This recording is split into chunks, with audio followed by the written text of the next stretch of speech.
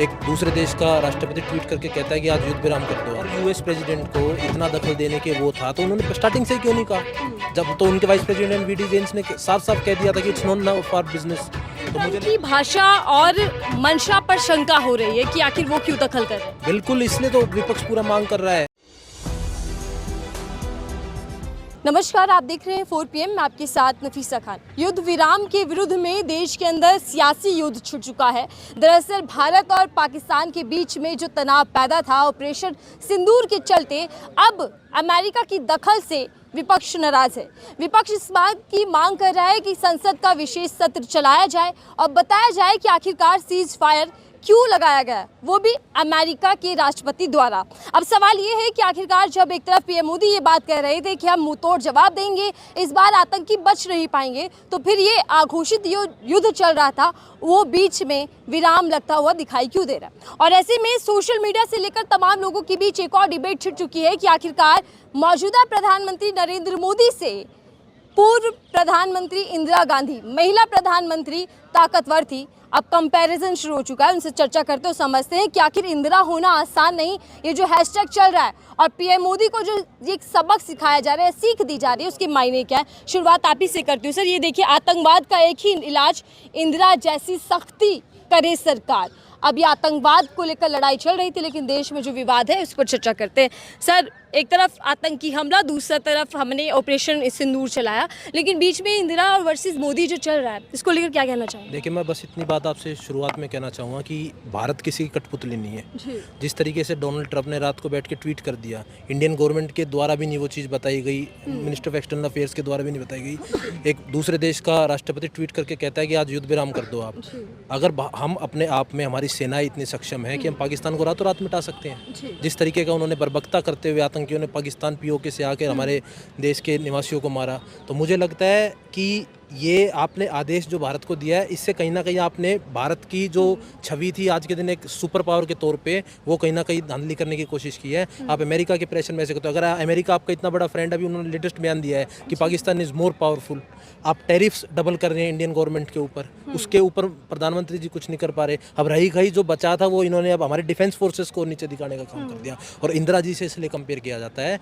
अगर 71 की लड़ाई में, आप ये तो सबको ही पता है कि 71 की लड़ाई में कौन देश किसके साथ था। अगर अमेरिका के रेगन सरकार के उस टाइम पे भी प्रेशर में आ जाती, तो मुझे लगता है कि आज बांग्लादेश के जितने शरणार्थी उस टाइम पे इंडिया में आ रहे थे 71 में, तो आज बांग्लादेश आज़ाद नहीं होता और पाकिस्तान दो मुई साहब हमारे दोनों तरफ बैठ के रहता। क्या आपको ट्रंप की भाषा और मंशा पर शंका हो रही है कि आखिर वो क्यों दखल कर रहे हैं? बिल्कुल, इसलिए तो विपक्ष पूरा मांग कर रहा है कि अगर यूएस प्रेसिडेंट को इतना दखल देने के वो था तो उन्होंने स्टार्टिंग से ही क्यों नहीं कहा? जब तो उनके वाइस प्रेसिडेंट वीडी जेन्स ने साफ साफ कह दिया था कि इट्स नॉट फॉर बिजनेस। तो मुझे लगता है कि लास्ट टाइम पे आना, और इस तरीके से ये भारत एक स्वतंत्र देश है, हमारी सेनाएं बड़ी सक्षम है, इस तरीके का हम और विपक्ष की मांग रही है, पूरे इंडिया लाइन्स की मांग रही है कि जॉइंट सेशन पार्लियामेंट का बुलाया जाए और प्रधानमंत्री आके जवाब दें कि रातों रात में आपने सीज फायर कर दिया, और उसके बाद भी सीज फायर करने के बाद भी पूरी रात LOC पे वायलेशन रहा है। और ये खबर भी इस बीच आ रही है कि पीएम मोदी 8 बजे रात को देश को संबोधित कर सकते हैं। हो सकता है इस मामले पर भी वो अपनी टिप्पणियां सामने रखें। बिल्कुल, लेकिन मुझे लगता है कि आज उन्होंने 8 बजे बोल दिया, जो पूरे देश में एक आक्रोश हो गया है। इंदिरा गांधी जी से उनको कंपेयर करने लगे, और मुझे लगता है पीएम मोदी जी इंदिरा गांधी जी से आपका कोई कंपैरिजन ही नहीं है। वो आयरन लेडी थी, उनके डिसीजन बड़े बोल्ड होते थे। इस तरीके से देश ने अगर झुकने का काम 71 में वो करवा देती, तो मुझे लगता है कि आज जो बांग्लादेश बना था वो आज के दिन हमारे ऊपर ही एक सांप बन के बैठता पाकिस्तान। लेकिन मोदी जी को भी तो ग्लोबल लीडर कहा जाता है। ग्लोबल लीडर कहा जाता है, तो मोदी जी आपने अभी तक, चलो ये वाक्य तो अभी हुआ है, यूएस ने डबल टैरिफ कर दिया, आप उस पर बात नहीं करते। आप और सारी बातें आप कर लेंगे, चुनाव नज़दीक आएगा आप इधर की उधर की बातें करेंगे। ये तो देश का मुद्दा है, इसमें तो विपक्ष और ना सत्ता एक साथ खड़े हैं दोनों इस मुद्दे पे। तो जब सरकार के साथ समूचा विपक्ष है, देश है, तो फिर सरकार इतना कमजोर रवैया क्यों अपनाती दिख रही है? बिल्कुल, यही तो मोदी से जानना चाह रहे हैं। हमारी सेना इतनी तगड़ी है उनसे, हमारी नेवी उनके कंपैरिजन में कुछ नहीं है। हमारी नेवी इतनी शक्तिशाली है। आपके पास मैं सीनियर के साथ पास चलती हूँ। सर, आपने इंदिरा गांधी का दौर देखा होगा, मुझे उम्मीद है। निश्चित रूप से मैंने इंदिरा गांधी और पीएम मोदी, ये तुलना ठीक है क्या, और क्यों की जा रही है तुलना? देखिए, इंदिरा गांधी होना इतना बड़ा आसान नहीं है।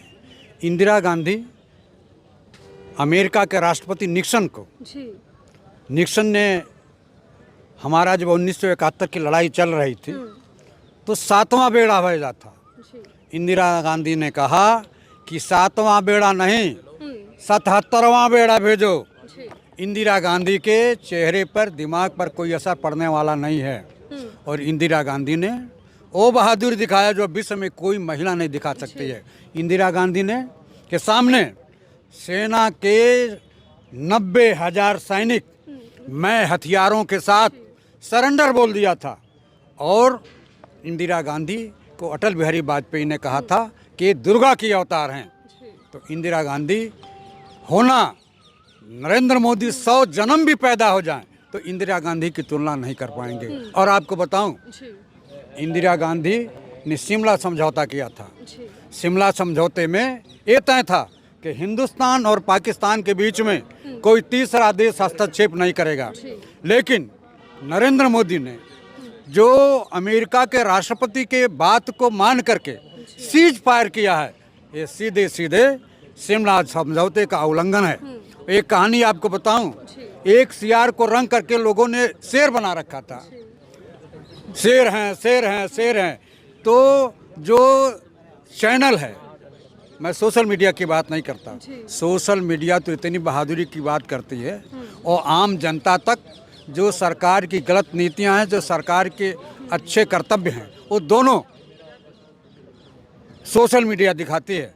अब मैं तो 4 PM की कुछ पत्रकार और उनके एंकर और उनके मालिक को सैल्यूट करता हूं कि जिन्होंने देश की जनता को सही समाचारों को दिखाया और सरकार के गलत नीतियों का, गलत सिद्धांतों का जोरदार विरोध किया।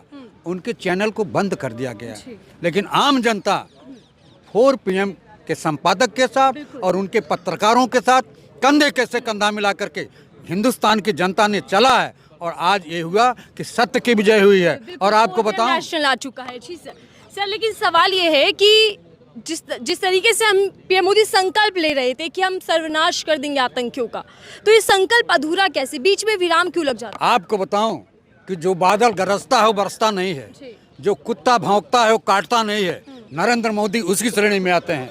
एक आपको बताया ना कि एक सियार को रंग करके शेर बनाया गया और शेर को भारत की मीडिया शेर है, शेर है, शेर है, ये तो दिखाई जब पाकिस्तान और हिंदुस्तान की लड़ाई हुई, जब सुहाग की रक्षा करने की बात आई, तो जो व्यक्ति अपनी पत्नी का सुहाग नहीं बचा पाया, अपना सिंदूर नहीं बचा पाया, वो देश की माताओं और बहनों का सिंदूर क्या बचा पाएगा? तो ये सियार जो है, जब 100 सियार इकट्ठा हो गए तो हुआ हुआ हुआ करने लगे। तो नरेंद्र मोदी सियार की तरह हैं, बनावटी। सबसे शक्तिशाली मजबूत प्रधानमंत्रियों में से गिने जाते हैं। आपको बताऊं, 1947 से और आज 2014 तक हमारे जितने भी प्रधानमंत्री हुए वो काबिल थे, वो हृदय के मजबूत थे, उनके अंदर इस्पात का कलेजा था। नरेंद्र मोदी एक सियार की तरह अमेरिका के कहने पर जो शिमला समझौते का उल्लंघन किया, अमेरिका के कहने पर सीज फायर कर दिया, तो जो हमारे माताओं, हमारे बेटियां और हमारे बहनों ने अपने सिंदूर खोया है, उस सिंदूर को भरपाई कौन करेगा, उसकी जिम्मेदारी कौन होगी? तो हमारी सरकार दबाव में है। निश्चित रूप से मोदी की सरकार, जब देश की जनता, नेता प्रतिपक्ष राहुल गांधी ने कहा कि देश की जनता, एक एक जनता, विपक्ष का एक एक नेता सरकार के कंधे से कंधा मिलाकर चल रही है, सेना के आगे सीमा पर सेना खड़ी है और पूछे हिंदुस्तान की जनता खड़ी है। आज मौका है कि ये बार बार कहते थे कि मेरी सरकार आएगी तो हम पाक अधिकृत कश्मीर को कब्जा कर लेंगे। आज मौका मिला था, पूरा देश एक सूत्र में पिरो करके वो कहता था कि पाक अधिकृत कश्मीर को कब्जा करो। लेकिन ये नपुंसक प्रधानमंत्री, ये आपको बताऊं, ये हिजड़ा प्रधानमंत्री। ठीक है, प्रधानमंत्री है, उनके पद का सम्मान हमें करना होगा। सर, आप क्या मोदी जी के अंदाज में बोल पाएंगे? मोदी जी उनकी तरह भाषण दे पाएंगे? अरे मैंने कहा कि मैं देश के गरीबों का हूँ, आवश्यकता पड़ेगी तो मैं फकीर बनकर चला जाऊंगा। तो यो मोदी जी, आपके फकीर बनने का समय आ गया है। झोला उठाओ। जब देश की रक्षा नहीं कर सकते हो, माँ बहनों की सिंदूर के लाज नहीं रख सकते हो, तो झोला उठाओ, किसी भी देश में भाग जाओ। पूरी जनता कहती है भाग जाओ। जवाब लिया तो पाकिस्तान से, ऑपरेशन सिंदूर, हमने आतंकियों को ढेर किया, 9 ठिकानों पर हमला किया। मैं उन दोनों बहनों को सल्यूट करता हूँ कि जिन्होंने भारत की माताओं और बहनों का सिंदूर को रक्षा किया। सलूट करता हूं दोनों को। और भारतीय जनता पार्टी डपोर संखी है, इनको तो शेर बनाया था इलेक्ट्रॉनिक मीडिया ने। अंजना ओम कश्यप रावलपिंडी कब्जा कर ले रही थी। आप बताओ ना, सारी खबर सारी खबर रखता हूँ। न्यूज ने कहा मैं लाहौर में कब्जा कर लिया, इतना बड़ा झूठ। देश की मीडिया शर्मनाक काम किया है।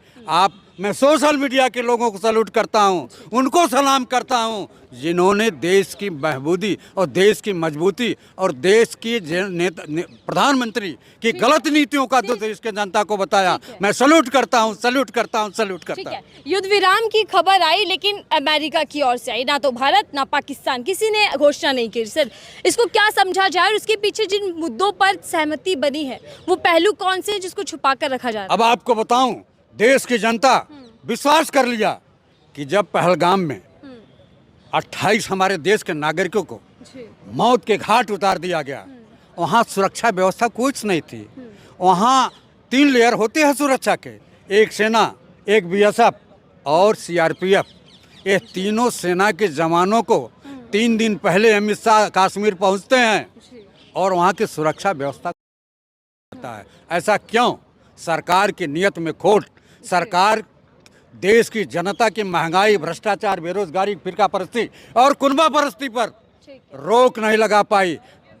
प्रधानमंत्री नरेंद्र मोदी को देश की जनता को जवाब नहीं दे पा रही थी। इसलिए जो इन्होंने अमेरिका के कहने पर सीज फायर किया है, निश्चित रूप से हिंदुस्तान की जनता, पूरी की पूरी जनता नाराज है। ठीक है, लेकिन जब इंदिरा गांधी और पीएम मोदी की तुलना हो ही रही है सर, तो क्या ये समझा जाए कि जो मौजूदा स्थिति बनी हुई है देश में और बॉर्डर्स पर, ऐसे में इंदिरा गांधी जैसे लीडर की जरूरत है? निश्चित रूप से।